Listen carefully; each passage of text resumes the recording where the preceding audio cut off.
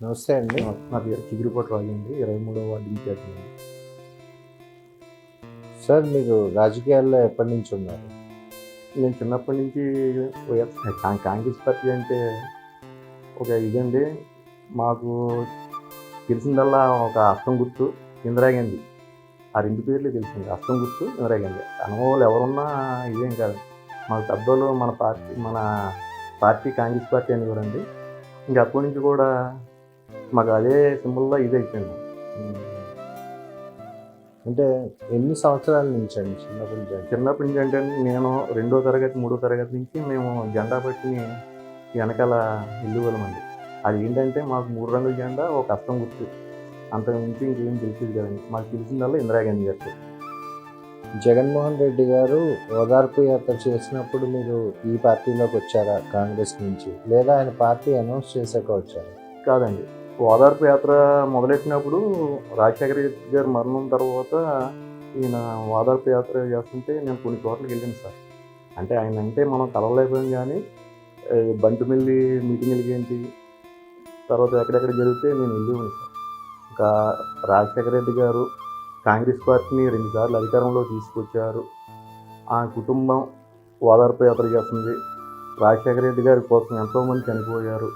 అలాంటి గొప్ప నాయకుడు మళ్ళీ ఇంకొక నాయకుడు మన కాంగ్రెస్ పార్టీలో ఉండరు. ఆయన రక్తంగా జగన్మోహన్ రెడ్డి గారు ఉన్నారు. ఆయనకి మన సపోర్ట్ ఉండాలి అన్న ఉద్దేశంతో జగన్ గారు ఓదార్పు యాత్రలకి నేను వెళ్ళడం జరిగింది. మీ వయస్సు సార్? నా వయసు 48 అండి. 48. అంటే సుమారుగా మీకు 40 సంవత్సరాల నుంచి రాజకీయ అవగాహన ఉంది. అవును. ఈ 40 సంవత్సరాల రాజకీయ జీవితంలో చాలామంది నాయకులు అంటే రాజశేఖర రెడ్డి గారు మొదలు ఇప్పుడు జగన్మోహన్ రెడ్డి గారి వరకు, అలాగే అప్పటి ఎవరైతే మన భీమవరం అవనివ్వండి, మన పార్లమెంట్ కానివ్వండి, భూపతిరాజు విజయ్ కుమార్ రాజు గారి దగ్గర నుండి ఇప్పటి గంజి శ్రీనివాస్ గారు, పుల్పత్తి రామాంజనేయులు గారు, పవన్ కళ్యాణ్ గారు వరకు, తోట సీతామహాలక్ష్మి గారి వరకు చాలామంది నాయకుల్ని మీరు చూసుంటారు. మీకు తెలిసిన నాయకులు, వారి వ్యక్తిత్వం, దాని గురించి ఒకసారి మాకు వివరిస్తారా? నాకు చిన్నప్పటి నుంచి తెలిసిన ఒకే వ్యక్తి అండి, కటార్ ప్రభాకర్ రావు గారు. ఓకే. ఆయన ఏదైనా సమస్య వచ్చినా ఏదొచ్చినా ఒక కాంగ్రెస్ లీడర్ కింద ఆయన దగ్గరికి వెళ్ళేవాళ్ళం. ఆయన చెప్పేవారు, నేను జీవీఆర్ గారు, గంజి వెంకటేశ్వరరావు గారు, మీకు ఏ సమస్య అయినా నేను చేయగలను. అంటే నాకు అప్పుడు జీవీఆర్ గారి మీద కూడా ఈ కటార్ ప్రభాకర్ గారి మీద ఎంత ఇష్టంగా ఉండేవాడిని, జీవీఆర్ గారు అంటే నాకు అంత ఇష్టం అండి. నేను తర్వాత నాకు సూపర్ స్టార్ కృష్ణ గారు అంటే అంత అభిమానం. వీళ్ళ ముగ్గురిని లైక్ చేసాను. తర్వాత మన కాంగ్రెస్ పార్టీలో సిఎల్పి నేత కింద రాజశేఖర రెడ్డి గారి పేరు వినపడ్డది. అప్పుడు ఆయన చెప్పేవారు, కాబోయే ముఖ్యమంత్రి ఆయనే మనకి అయ్యని అప్పుడు చెప్పేవారు. నేను జీవీఆర్ గారి దగ్గరికి, కటార్ ప్రభాకర్ గారి దగ్గరికి వెళ్ళివ్వండి. ఆయన ఏదైనా సమస్య ఉంటే అలా వెళ్ళివ్వండి. అప్పుడు నాకు నా ప్రశ్న ఏంటంటే, పర్టికులర్గా ఒక కటార్ ప్రభాకర్ రావు గారి గురించి కానీ, ఒక గంధి వెంకటేశ్వరరావు గారు, జీఆర్ గారు అంటే గంధి వెంకటేశ్వరరావు గారు, గంధి వెంకటేశ్వరరావు గారి గురించి కానీ, ఇప్పటి గంధి శ్రీని గారి గురించి కానీ, అంజుబాబు గారి గురించి కానీ, పవన్ కళ్యాణ్ గారి గురించి కానీ, వాళ్ళ వ్యక్తిత్వం మీరు గమనించింది ఏంటి మీ రాజకీయ అనుభవం? నా రాజకీయ అనుభవంలో ఒక సమస్య ఉన్నదంటే వెంటనే పరిష్కరించే వ్యక్తులు ఎవరన్నా ఉన్నారంటే కటార్ ప్రభాకర్ రావు గారు, జీవీఆర్ గారు, గంధి శ్రీని గారు. వీళ్ళ ముగ్గురు తప్ప తర్వాత భీమవరంలో ఏ నాయకుని చూడలేదు. మీరు ఫస్ట్ నుంచి కాంగ్రెస్లో ఉన్నారని చెప్తున్నారు కదా. 2009లో ఆ రోజు శాసనసభకి అంజుబాబు గారికి టికెట్ రావడం జరిగింది, పుల్పత్తి రామాంజనేయులు. ఆయనకి పనిచేస్తారా కాంగ్రెస్కి? నేను ఇది మన మహేంద్ర గారు అండి, పాలకోడేరు జడ్పీటీసీ గారు, ఆయన నా దగ్గర ఆయన కలిశానండి. ఆయన నాకు కలవగానే వైఎస్ఆర్ గారి దగ్గర తీసుకెళ్ళారు, సీఎం గారి దగ్గర తీసుకెళ్ళి ఆయన చెప్పారండి, మరి ఇలా పార్టీ మారుతున్నారు, ఇలా క్యాండిడేట్ని మారుతున్నాం, మరి మీరు ఏంటంటే పార్టీ మారుతామంటే మిమ్మల్ని చూసే చేస్తాం సార్. నాకు ఆ అంజుబాబు గారు ఎవరో తెలియదు నాకు, ఎందుకంటే మా చిన్నపేటే, ఆయన బ్యాంకు వాళ్ళని ఎప్పుడు వెళ్తారు కానీ ఆయన ఎప్పుడు పలానా అంజుబాబు గారు ఈయన అన్నది ఇది ఎప్పుడు చూడలేదండి. గంధి శ్రీని గారు అంటే ఎప్పుడన్నా ఏదైనా సమస్య వచ్చినా ఆయన దగ్గరికి వెళ్తే ఆయన వెంటనే 5 నిమిషాల్లో పరిష్కరిస్తారండి. మరి మీరు ఇలా మారుతున్నారు, ఆయన వ్యక్తిత్వం అంటే మనకు ఎవరో తెలియదండి. ఇప్పుడు కాంగ్రెస్ పార్టీకి మేము చెయ్యాలన్నా మిమ్మల్ని చూసే చేస్తామండి. మాకు గతంలో ఇందిరాగాంధీ గారు ఎలా అయితే ఆవిడ ఫోటో తెలుసు మాకు, తర్వాత మీ ఫోటో మాకు తెలుసు అని చెప్తుంది జరిగింది. మంజుబాబు గారు 5 సంవత్సరాలు శాసనసభ్యులుగా మీ కాంగ్రెస్ పార్టీలో పనిచేశారు. అప్పుడు మీరు కాంగ్రెస్ పార్టీలో ఒక నాయకుడిగా మీ వార్డు నుంచి మీరు ఉన్నారు. అంజిబాబు గారితో మీ అనుబంధం, మీ వార్డులో మీరు 5 సంవత్సరాల్లో ఏం అభివృద్ధి కార్యక్రమాలు చేశారు? నేను అంజిబాబు గారిని 2 సార్లు కలిసాను సార్. ఒకసారి ఒక కుర్రోడు నాకు ఫోన్ చేసి బండి పోలీసు వాళ్ళు ఆపారు. ఆయన చెప్తే నేను సరే అని నేను ఆఫీస్కి వెళ్ళాను. ఎమ్మెల్యే గారు ఉన్నారు. సార్ ఇలాగ మా కుర్రోడిది బండి ఆపారండి. ఎమ్మెల్యే గారు అంటే అంజిబాబు ఆపారండి అంటే ఆయన ఏమన్నారంటే ఒకటే సమాధానం చెప్పారు, చట్టం తను తాను చేసుకెళ్ళిపోద్ది, ఇలాంటివి మనం ఎంకరేజ్ చేయకూడదు అని చెప్పారు. మళ్ళీ వెంటనే దిగొస్తాను. రెండోసారి అంటే అండి ఆ బండి ఆపిన పోలీసు వాళ్ళు నిష్కారణంగా ఆపారా, లేకపోతే ఏదన్నా మనోడు అవకతవక చేసి? ఇంతకీ నేను కనుక్కున్నది ఏంటంటే డ్రైవింగ్ లైసెన్స్ లేదండి. దానికోసం మాత్రం ఆయన ఆ విషయం కూడా పోనీ ఎందుకు ఆపారు, డ్రైవింగ్ లైసెన్స్ పెట్టుకుంటారు అన్న విషయం కాదు. చట్టం తన పని చేసుకుపోతే మనం ఇలాంటివి ఎంకరేజ్ చేయకూడదు, ఇలాంటివి నేను చెప్పను అన్నారు. మళ్ళీ నేను రెండోసారి వెళ్ళలేదండి. ఇంకొకసారి వెళ్ళామంటే పార్టీలోకి జగన్మోహన్ రెడ్డి గారు పార్టీ పెట్టిన తర్వాత పార్టీలోకి రమ్మని చాలామంది వెళ్ళాం. నేను కాంగ్రెస్ పార్టీలోనే ఉంటాను, నాకు రాజశేఖర రెడ్డి గారు పిలిచి నాకు టికెట్ ఇచ్చి ఎమ్మెల్యేని చేశారు, ఆయన పేరు నిలబెడతాను, కాంగ్రెస్ పార్టీ బతుకున్న వరకు నేను బతుకున్నంత వరకు కాంగ్రెస్ పార్టీలోనే ఉంటానని ఆయన చెప్పారు. తర్వాత 2014 ఎవరు అంజిబాబు గారు బతుకున్నంత కదా కాంగ్రెస్ పార్టీలో ఉంటాను మీతో చెప్పారు? చెప్పారండి, నేనే చెప్పారండి. తర్వాత 2014 చూసేటప్పటికి వారం రోజుల్లో కండువా మారిపోయింది, టీడీపీ కండువా వేస్తున్నారు. ఏంటి ఆయన బతుకున్నంత వరకు కాంగ్రెస్ పార్టీలోనే ఉంటానన్నారు, కండువా మార్చేశారు. నేను మళ్ళీ ఇంకా ఆయన ఎప్పుడు మాట్లాడలేదు, చేయలేదండి. అయితే రెండోది ఏదో 2 సార్లు కలిసి అన్నారు, ఒకటి డ్రైవింగ్ లైసెన్స్ ఉదంతం, రెండండి పార్టీలోకి వైఎస్ఆర్ కాంగ్రెస్ పార్టీకి రమ్మని వెళ్ళామండి చాలామంది. అప్పుడు టీడీపీలో జాయిన్ అవ్వడం జరిగింది. అప్పుడు జాయిన్ అవ్వలేదండి, కాంగ్రెస్ పార్టీలోనే ఉన్నారండి. అప్పుడు నిరాహార దీక్షలు అయ్యి చేసామండి. జగన్ గారు జైల్లో పెట్టారు, పార్టీ వైఎస్ఆర్ కాంగ్రెస్ పార్టీ 18 మంది రాజీనామా చేశారు కదండి, దాంట్లో కూడా ఇన్ని కూడా చేయమని మనం చాలామంది వెళ్ళాము. అయితే మీ ప్రస్తుత నాయకులు ఎవరైతే ఉన్నారో, మీ వైఎస్ఆర్సీపీ పార్టీ నాయకులు గంధి శ్రీనివాస్ గారు 10 సంవత్సరాలు శాసనసభ్యులుగా చేసి ఉన్నారు. అలాగే టీడీపీలోనే ఉండి కాంగ్రెస్లోనే ఉండి పులపర్తి రామాంజనేయులు గారు, అంజిబాబు గారు కూడా 10 సంవత్సరాలు శాసనసభ్యులుగా చేసి ఉన్నారు. వీరు చేసిన అభివృద్ధి ఏంటి భీమవరం నియోజకవర్గానికి, ఆయన కానీ ఈయన కానీ? 2009 నుంచి 14 దాకా 19 దాకా ఆయనే ఉన్నారండి. 2004 నుంచి 9 దాకా మన ఎమ్మెల్యే గంధి శ్రీనివాస్ గారు ఉన్నారు. ఈయన చేసిన అభివృద్ధి అంటే అండి, ఇందిరమ్మ ఇల్లులు అని చెప్పేవారు, వినేవాళ్ళం అప్పట్లో. ఏంటా అన్నది, ఇందిరమ్మ ఇల్లులు ఎలాగ ఉంటాయా అన్నది ఈయన 700 చిల్లర ఇల్లు కట్టించడం జరిగిందండి. ఇది కాకుండా ఇంకా పేద ప్రజలకి 82 ఎకరాలు సేకరించారు. అది కాకుండా 130 ఎకరాలు పైపు చెరువు కోసం సమ్మర్ వస్తే ఇదివరకు భీమవరంలో ఉండే మార్చి ఎండింగ్ నుంచి అసలు ఒంటిపూట వాటర్ వచ్చేది 2 రోజులకు ఒకసారి వచ్చి బిందులు ఇచ్చి లైన్గా ఇదయ్యేవారు. ప్రతి వార్డులకి వాటర్ ట్యాంకులు పంపించేవారు. ప్రతి వార్డుకి రోజు వాటర్ ట్యాంకులు పంపించేవారు. 2 రోజులకి ఒక పూట వచ్చేదండి. అలాంటి టైంలో గంధి శ్రీనివాస్ గారు 130 ఎకరాలు సేకరించారు సమ్మర్ స్టోరేజ్ ట్యాంక్ కోసం. అది కాకుండా బైపాస్ రోడ్ నిర్మాణం చేపట్టారు. ఎప్పుడండి? 2004 2009 దాకానండి జరిగినాయి. బైపాస్ రోడ్డు నిర్మాణం అంటే ట్రాఫిక్ సమస్యకి అన్నిటికీ ఇది చేశారండి. 2009 నుంచి 2014 దాకా అంజిబాబు గారు చేసిన అభివృద్ధి అంటే ఆర్టీఓ ఆఫీస్ ఉండేదండి మన భీమవరం నియోజకవర్గంలో. అది ఉండి నియోజకవర్గం గెలిచింది. అదే గంధి గారికి తెలిసిందనుకోండి, ఏ గవర్నమెంట్ స్థలమో లేకపోతే ఆయన సొంతగా ఇదో ఎక్కువ. అక్కడ మనకి భీమవరంలో గవర్నమెంట్ ఆఫీస్ అంటూ ఒకటి ఉండేది, అది ఉండి నియోజకవర్గం గెలిచేది. ఆయన భీమవరంలో చేసిన అభివృద్ధి అంటే ఏమీ లేదండి నాకు తెలుసుకుంటే. పోనీ ఆయనది లేదు. 2019 నుంచి 24 వరకు ఈ 5 సంవత్సరాల్లో మీ శాసనసభ్యులు చేసిన మా శాసనసభ్యులు అంటే 2000 మనం అధికారంలో లేకపోయినంటే 2014-15 ఆ టైంలో మా ఫ్రెండ్కి వాళ్ళ అమ్మాయికి సంవత్సరంన్నారంటే చెవికి ఏదో వినికిడి శబ్దం లేదు, లేకపోతే 8,50,000 అవుతుంది అన్నారండి. అలాగే సంస్థ లేదు. నా దగ్గరికి వచ్చి ఇలాగ ఎమ్మెల్యే గారి దగ్గరికి వెళ్దాం, ఏ ఎమ్మెల్యే గారు అదే మన గన్సింగ్ గారి దగ్గరికి వెళ్దాం, అధికారంలో లేము మరి, సరే అభ్యంతరం లేదు వెళ్దాం, ఆయన ఇప్పుడు మనం మాట్లాడడం లేదు అని ఆయన దగ్గరికి వెళ్ళడం జరిగింది. ఆయన పిల్లల్ని ఇలా ఎత్తుకుని ఇంత అందంగా ఉన్న అమ్మాయికి మా ఇది అర్థం లేకపోతుందేంటి అని వెంటనే ఫోన్ చేస్తారండి. చేసి పలానా లెటర్ రాసిచ్చి గుంటూరు వెళ్ళమన్నారు. ఆయన గుంటూరు వెళ్ళాడు. తర్వాత మళ్ళీ అక్కడి నుంచి వేరే చోట పంపించి ఇందులో ముందు 30% ఎంతో మీరు పెట్టుకోవాలి, కనుమది పెడతామన్నారు.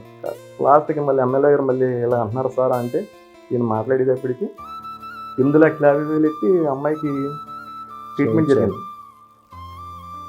రెండోదండి, మొన్న కుర్రోడికి వాళ్ళ తండ్రి లేడు, ఇద్దరే అన్నదమ్ములు, ఆర్ట్లో ఏదో కంప్లైంట్ అండి, ఆరోగ్యశ్రీలో లేదు, లేకపోతే ఇలాగ ఉంది బాబాయ్ ఇవి అంటే సరే నేను ఎమ్మెల్యే గారి ఆఫీస్కి వెళ్ళిపోండి మీరు, నేను శివకు ఫోన్ చేస్తాను, శివ నేను పంపించానని చెప్పి సార్కి చెప్పు ఒకసారి అయ్యి అంటే ఇది మన వర్మ హాస్పిటల్కి పంపించారు సార్. పంపితే ఇక్కడ అవదండి అయ్యి అని చెప్తే మళ్ళీ గుంటూరు ఎక్కడికో పంపించారు, అక్కడ కూడా అవదంటే మొన్న సీఎం గారితో ఆ కుర్రోడికి పంపించలేక లెటర్ ఇప్పించి ఆ కుర్రోడికి ఆర్ట్లో కంప్లైంట్ లేకుండా చేశారండి, వైద్యం చేయించారు.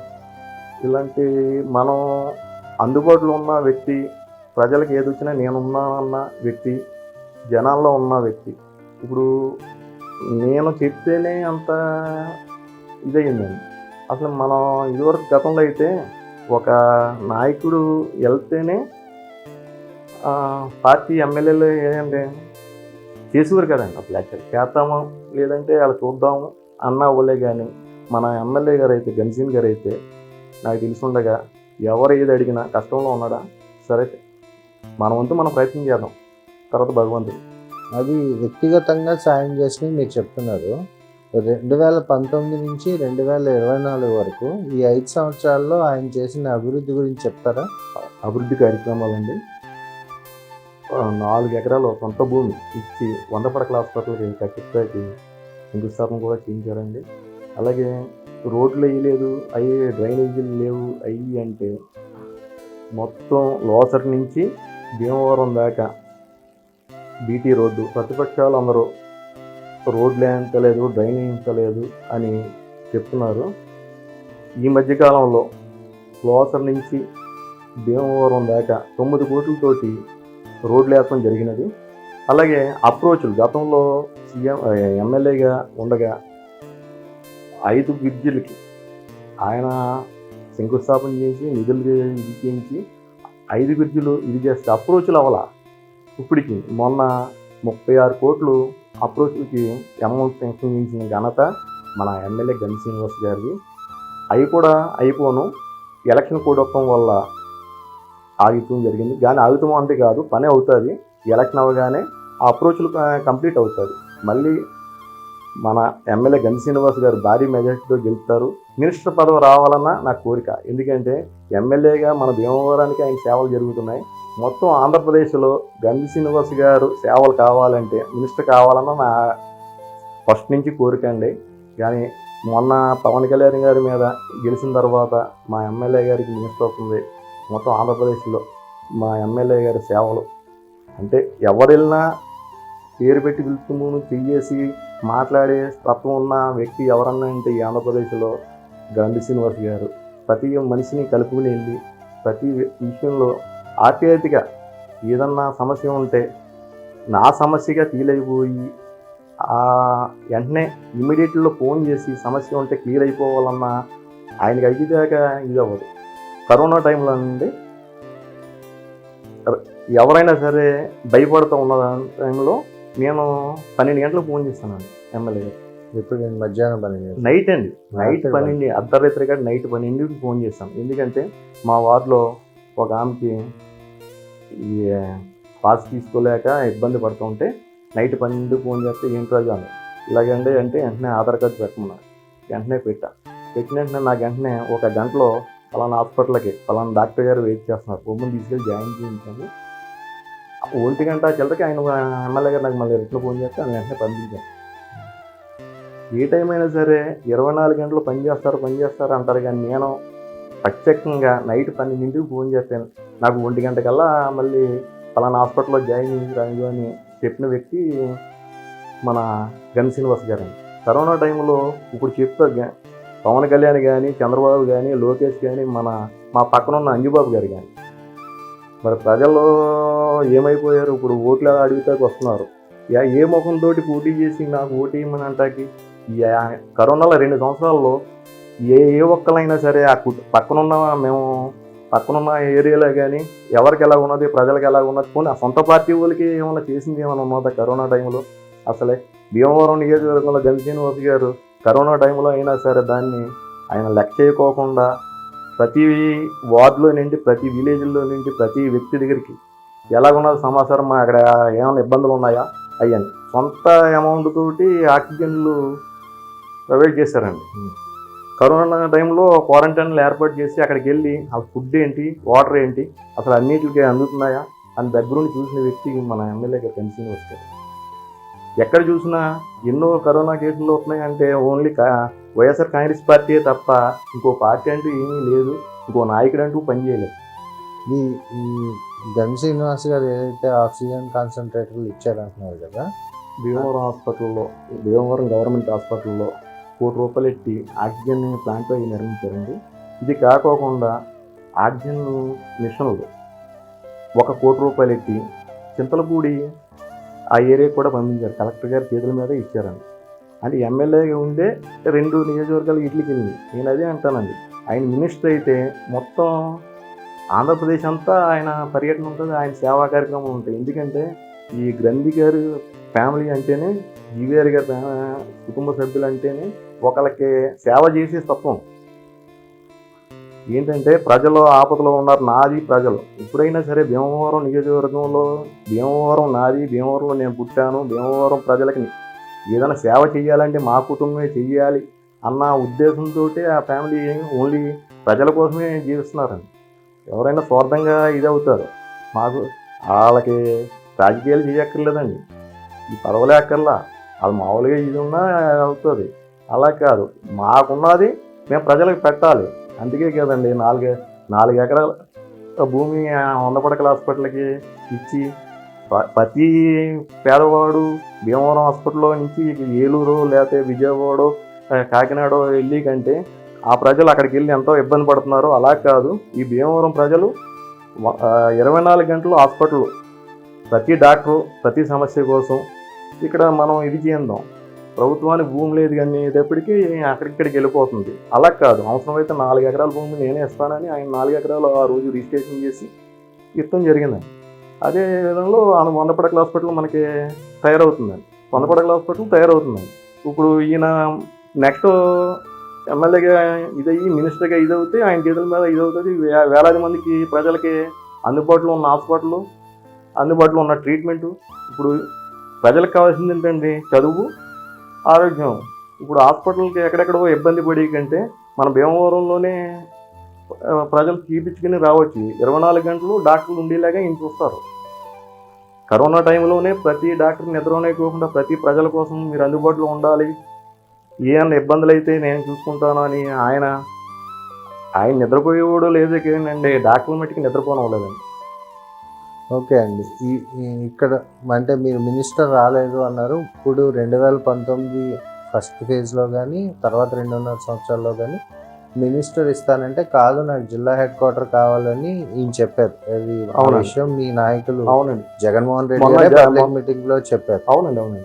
అయితే అసలు ముందు ఫస్ట్ ఫేజ్లో, ఇది 2వ ఫేజ్లో, ఆఖరి 2.5 సంవత్సరాలు ముందు ఫస్ట్ ఫేజ్లో మినిస్టర్ ఎందుకు రాలేదంటారు? ఫస్ట్ ఇది మీ ప్రభుత్వం వచ్చిన వెంటనే మా ప్రభుత్వం వచ్చిన వెంటనేనండి సమీకరణల వల్ల ఒక ఎప్పటి నుంచో దేవాదాయ శాఖ అండి మన తాడేపల్లి గుడి నుంచి వస్తుందండి. అంతకుముందు గవర్నమెంట్లో తాడేపల్లి గుడి నుంచి వచ్చిందండి. ఆ విధంలో ఫస్ట్ అయితే ఏలూరు ఎత్తడం జరిగిందండి. తర్వాత రెండో కోటలో తాడేపల్లి. ఈ రెండో కోటలో ఈయన వద్దన్నారండి. నాకు మినిస్టర్ పదవికి ఇచ్చినా ఇవ్వకపోయినా నాకు వద్దు, నా భీమవరం నా క్యాపిటల్ అవ్వాలి, భీమవరం అభివృద్ధి చెందాలి. అది కరెక్టేనంటారా?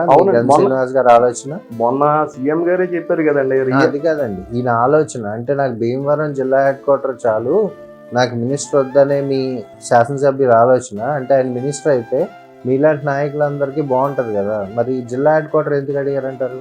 ఆయన ఇప్పుడు మా నాయకులు ఇవి కావాలి, నాయకులు బాగుండాలి అని ఎప్పుడు ఆయన కోరుకుండదండి. ఆయనకి నాకు ప్రజలు కావాలి, ప్రజల బాగోగులు కావాలి. భీమవరం ఓ ముఖ్య పట్టణం అవుతే, ఒక హెడ్ క్వార్టర్ కింద భీమవరం ఉంటే, ఇదివరకు కలెక్టర్ ఆఫీస్కి వెళ్ళాలంటే ఏలూరు వెళ్ళవలసి వచ్చిందండి. ఏదన్నా పని ఉంటే వెళ్ళాలంటే 3 గంటలు వస్తాయి, 3 గంటలు. అక్కడ ఎంత కలెక్టర్ గారు ఉన్నారా లేదా అన్నది కూడా తెలిసేది కాదు. ఇక్కడ కలెక్టర్ గారు ఉన్నారంటే వెంటనే ఇక్కడే ఉంటారు కాబట్టి ఇబ్బంది ఉండదు. ఆర్డీఓ ఆఫీస్ కూడా ఇక్కడే. ఆర్డీఓ ఆఫీస్కి మనం వెళ్ళాలంటే నర్సాపురం వెళ్ళాలి. ఇంత భీమవరం అభివృద్ధి చెందిన దానికి కలెక్టర్ ఆఫీసు, ఆర్డీఓ ఆఫీస్ ఇక్కడ ఎందుకు ఉండకూడదు అన్న ప్రజలకి అంత ఏలూరు వెళ్తాము, నరసాపురం వెళ్తాం, అంత ఇబ్బంది పడుతున్నారు. ఆ ఇబ్బంది ఎందుకు పడాలి నా ప్రజలు అన్న ఉద్దేశంతో ఆయన నా ప్రజలు శ్రేయస్సు కోరుకునే వ్యక్తి కాబట్టి మినిస్టర్ పదవి అక్కర్లా, నాకే హెడ్ క్వార్టర్ భీమవరం కావాలన్న పట్టుదలతో ఆయన ప్రజల మనిషి కాబట్టి ప్రజల దృష్టిలో ఆలోచించిన వ్యక్తి. బాగుందండి. చివరిగా మీ వార్డు నుంచి మీ శాసనసభ్యులు గంధి శ్రీనివాస్ గారికి మీరు ఎంత మెజారిటీ వస్తుందని అనుకుంటారు? గతంలో 99 బూత్ చేసాం సార్. అక్కడ ప్రజలందరూ మేము పనిచేస్తున్నాం, ఎమ్మెల్యే గారు మీకు అందుబాటులో ఉండి మాకు పనిచేస్తారు అన్న ఉద్దేశంతో 358 ఓట్లు మెజారిటీ ఇచ్చారు సార్. ఇప్పుడు కూడా 96 అయింది సార్. అది అంతకంటే ఎక్కువ వచ్చేలాగా కృషి చేస్తున్నాము. ప్రజలు కూడా అలాగే పట్టుదలతో ఉన్నారు సార్. వస్తుందని నమ్మకం మీకుందా? ఉంది సార్. ప్రజల్లో అలా ప్రతి పథకం కోసం కూడా సార్, ఇంతకుముందు అయితే ఏదైనా సర్టిఫికేట్ చేయించాలంటే ఎంఆర్ఓ ఆఫీస్కి వెళ్ళాలి, లేకపోతే ఎక్కడెక్కడికో తిరగాలి, ఎవరెవరో ఫోన్ చేయాలి. ఇప్పుడు అదేం లేదు సార్. వాలంటీర్లు వెళ్తున్నారు. అలా కరోనా టైంలో కూడా అలా అంత బాగా పనిచేసిన వాలంటీర్లు ఉన్నారు. జగన్ గారు నమ్ముకున్న వాలంటీర్లు. ఆ రోజున వాలంటీర్లు అంటే అందరూ ఏలం చేశారు. బోన్ సంచులు మూటలు అయ్యి అని ప్రతిపక్షాలు అంటాం. ఆ వాలంటీర్లు కరోనా టైంలో ఎంత పనిచేశారో అలాగే ఇప్పుడు వార్డులో కూడా ప్రతి పథకం కూడా మొన్న పెన్షన్లకి చాలా ఇబ్బంది పడ్డారు సార్. వాళ్ళు ఎలక్షన్ కమిషన్కి చంద్రబాబు, నిమ్మగడ్డ ప్రసాద్ వాళ్ళు పెట్టేయటం వల్ల పెన్షన్లు అక్కడ ఇవ్వద్దు, వాలంటీర్ల ద్వారా ఇవ్వద్దు అని చెప్తుంటే ప్రజలు ఎంత ఇబ్బంది పడుతున్నారు సార్. చాలా ఇబ్బంది పడుతున్నారు. ఇప్పుడు మేము ఓటుకి అడిగితే వెళ్తే మాకు ఇచ్చిన స్పందన కూడా అవతలకి ఇవ్వరు సార్. ఎందుకంటే ఈ 5 సంవత్సరాల్లో, కరోనా 2 సంవత్సరాలు మీరు ఎక్కడికి వెళ్ళిపోయారని అడుగుతున్నారు. అప్పుడు కూడా పనిచేసింది మేమే సార్. ఎమ్మెల్యే గారు ప్రతి వార్డులో ఇబ్బంది అయితే నాకు చెప్పండి, ప్రతి ఇది సంక్షేమ పథకాలు వెళ్తున్నాయా లేదా అది చూడండి అని మా వార్డు ఇన్ఛార్జీల కింద ప్రతి వార్డులో ఇన్ఛార్జీల కింద పెట్టి ఎప్పటికప్పుడు ఆయన ఆరా తీస్తారు. అలాంటి వ్యక్తి కింద మేము పనిచేస్తాం. మాకు చాలా ఆనందం సార్. ఈ భీమవరం పట్టణం నెక్స్ట్ ఆయన మినిస్టర్ అయ్యి భీమవరాన్ని కాకుండా జిల్లా మన ఆంధ్రప్రదేశ్ని ఒక నెంబర్ 1 వ్యక్తిగా, ఒక నెంబర్ 1 మినిస్టర్గా 5 సంవత్సరాలు చేయాలని నా కోరిక సార్. మరి జగన్మోహన్ రెడ్డి గారు 2.5 సంవత్సరాలే ఇస్తున్నారు కదండి ఎవరికైనా సరే? అవును సార్. జగన్మోహన్ రెడ్డి గారు 2.5 సంవత్సరాలు ఇస్తారు. ఒక 5-6 5 సంవత్సరాలు ఇస్తారు సార్. ఒక 5-6 కూడా మా ఎమ్మెల్యే గారు ఉంటారని మా నమ్మకం సార్. సరే అండి, మీ నమ్మకం తీరుతుందో తీరదో, మీ నమ్మకం నిజమవుతుందో అవదో చూద్దామండి. Thank you very much.